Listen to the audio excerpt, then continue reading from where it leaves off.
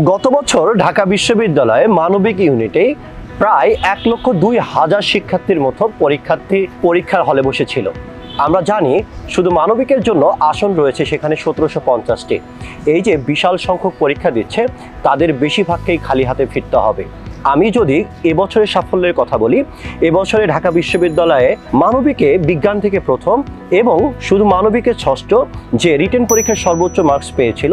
এবং বিগত বছরগুলোর দিকেও আমরা যদি খেয়াল করি, বিগত বছরগুলোতে তাহমিদা ঢাকা বিশ্ববিদ্যালয় সেকেন্ড, মাজেদুল ইসলাম রাকিব সেকেন্ড, সালাম চতুর্থ, সৈকত দশম। এদের আলোকে আমি বলতে চাই, এদেরকে পড়ানোর অভিজ্ঞতা থেকে বলতে চাই, বা হাজারো শিক্ষার্থী, মেধাবী শিক্ষার্থী যারা টপার হওয়ার স্বপ্ন দেখে আমার কাছে পড়তে আসে, তাদের আলোকে বলতে চাই, এই যে অ্যাডমিশনে প্রায় 1 মাস পেরিয়ে যাচ্ছে, তোমার বিবেককে প্রশ্ন করে দেখো তো, তুমি কি আসলে বিশ্ববিদ্যালয়ে ভর্তি পরীক্ষার সম্মুখ ধারণা তুমি পেয়েছো কিনা?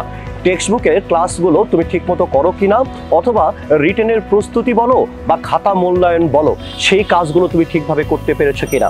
আমি বুকে হাত দিয়ে বলতে পারি এই সকল প্রশ্নের উত্তর হয়তোবা তোমাদের কাছে জানা নেই। তবে আমি এটুকু বলতে পারি, পরীক্ষার হলে সফল যোদ্ধা হিসাবে নিজেকে প্রস্তুত করে পরীক্ষার হলে তুমি যদি যেতে চাও, তোমার জন্যই আমরা এই কোর্সটি সাজিয়েছি। তাই আর দেরি না করে এখনই এনরোল করো আমাদের এই কোর্সে।